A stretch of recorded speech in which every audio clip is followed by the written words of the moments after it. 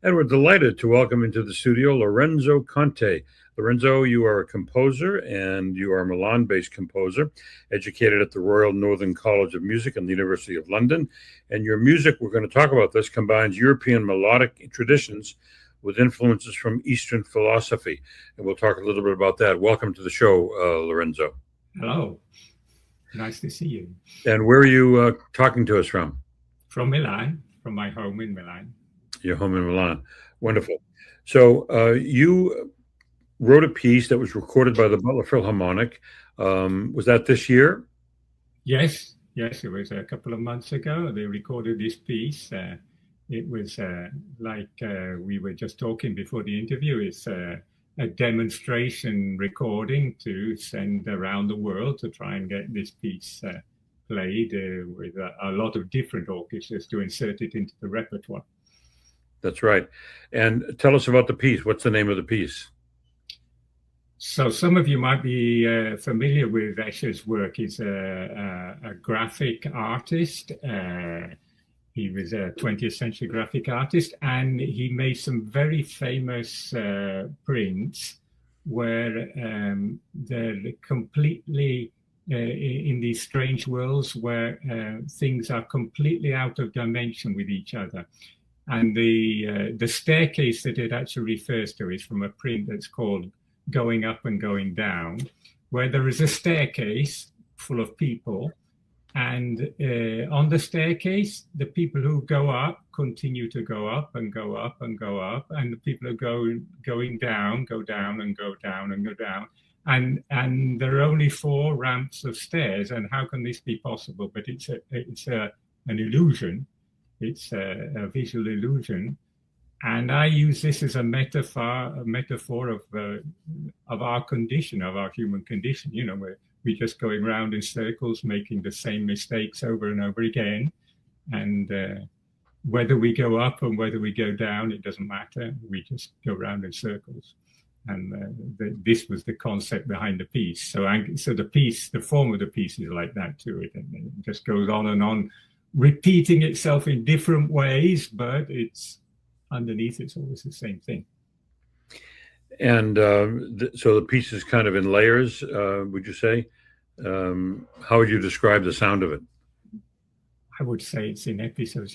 I don't really like describing music in words. I like people to go out and listen to it, but right. Of course we can't do that here. So well, is it's in a series of it on YouTube. Is it on? Is the piece available to hear? Not yet. It will be available to hear. Okay. Now it said that you combine European melodic traditions, and we assume that's classical traditions, with influences from Eastern philosophy. I actually did hear a little bit of your music on YouTube before this morning.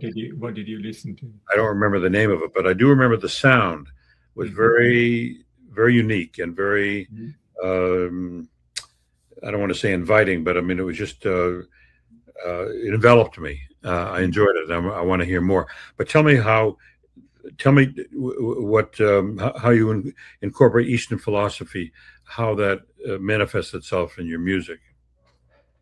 Mm-hmm. How did that come about? Well, it came about through the study of Eastern philosophy. You know, nowadays I try to call my music post-contemporary to distinguish it from contemporary music. But there was a time when I wanted to call it oniric, so dreamy music, and right. That's really where it comes into it. Because for a long time I studied Tibetan dream yoga. And this was a very important experience for me because it taught me that you can that we create the world, that we what we see is not actually real. It's what we make out of something that's out there, but we can't really understand. And that's what you learn from this type of dream yoga, where you wake up inside your dreams and you're aware that you're dreaming, but you can actually go and touch things and talk to people and so on. And you're aware that it's a creation of your mind. So And this is also has a lot of implications for music. For example, one of my pieces is called Variations on a Theme Given in a Dream. And this is taken from Berlioz, because Berlioz in his memoirs says that late in his life, once he woke up dreaming the theme of a symphony, and actually went and wrote it down. And this is very interesting, because it means that something which comes out of the dream world can actually turn up in the real world, doesn't it? You know, is that if I dream of a strawberry ice cream with cream on top and everything, I can't take it out of the dream and come into the real world and eat it. But if I dream a musical theme, I can take it out of the dream and put it into the real world, and it's right. I find this very interesting, you know, this relationship between what is and what isn't. Yeah, apparently. That's a lot to think about. By the way, we're going to record this piece this year with a chamber orchestra from the La Scala Opera House called the La Scala Virtuosi. We're going to record this piece. It's a series of variations for strings and harp. So we're going to record it with 24 players. And at the same time, we're recording another piece that's based on my dream ideas, which is called the I sogni dialogati, which means spoken dreams, from a poem by Antonio Machado, who was a Spanish poet between the 18th and the 19th centuries. And that's a concerto for guitar and strings, small orchestra, and so on. And so that's another oniric thing, which has now become post-contemporary, if you like. Right. And you'll be recording that piece, you said, coming fairly soon? In October, in Milan, here in Milan. Wonderful. What other projects are you working on now that we might look forward to beyond that? Okay, let's take a little step backwards, because I want to tell you that last year we released a CD of almost all my music for classical guitar, which is called Dreams and Other Music. And on that there are a collection of 6 pieces for solo guitar, 3 pieces for guitar duet, 3 pieces for flute and guitar, and then just to make the flute player happy, we put some pieces for flute and percussion on as well, so to make the CD. And the players are Massimo Laura, who is an Italian guitar soloist, and this is actually the last thing that he did, because he retired after doing this piece.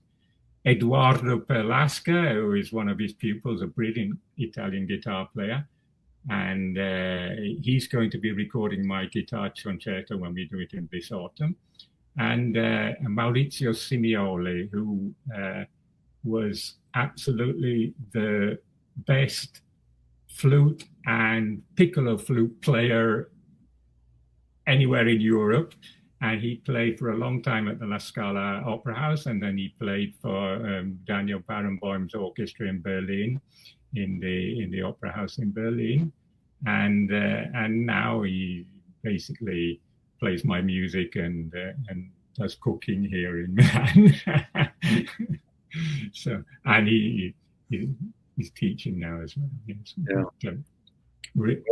That's very exciting. You have a lot of projects that are coming forward. We look forward to that's just a few of them, actually. I have a whole list here in front of me, but I don't think there's time to go through them all. Well, how about one more? One more. We have time for just one? One more piece that you're working on. Okay, so let's mention the one with virtual concertos, as this is the interview of the virtual. Yeah. Okay, so in May of 2027, so that's in 11 months' time, with the London Royal Philharmonic Orchestra, we are going to record a piece which is a symphony called the Prime Number Symphony. And I wrote this piece when I was locked up in this room during COVID, and the only thing I could do was write music. And so I wrote a symphony, and it's called Prime Number Symphony because, a feature of the later music, let's say, is that I decided to try and build phrases out of prime number units instead of binary units, because for almost all Western music's history, it's been made up of 2-bar semi-phrases made up into 4-bar phrases, which become an 8-bar sentence, which becomes 2 sentences in 16 bars, and so on. Almost every classical piece is made up of this. The entire popular music repertoire is made up of 16-bar units, or 8-bar repeats. So I started experimenting with making music out of phrases which are made out of 1, 3, 5, 7, 11, and so on. And then we found other units where there are actually some special prime numbers which add up to themselves. So we started making musical forms out of them as well. And that's where the prime number symphony came from. Actually, it was already several years that I've been using this system. And one of the things that inspired me to do this is that there are some researches, into autistic people who have a lot of difficulties in the world, but they have incredible mathematic abilities. And one of the things that they can do is identify prime numbers that even a computer can't find, Yeah. And this sort of, I have the feeling that this sort of reveals an underlying level of our brain where we actually identify these structures even though we don't know we're doing it, in the same way that we identify, a normal listener identifies the 2, 4, 8, 16 phrase structure, even if they don't know that it's there. Most of the people in the public, if they go to listen to a Dvorak symphony or they listen to a pop song on the radio, they don't know they're listening to 8-bar phrases. But, we know they're there because we're musicians, but they do feel it. They do perceive that, Fascinating. Mm-hmm. Wow. Well, we could keep talking for a while, but we better stop. Otherwise, Jennifer will get sore at me. But I wish you the best. We'll look forward to these recordings, the one you did and the one that you're working on. Thank you very much for your time, Lorenzo. Thank you. Thank you, Lorenzo.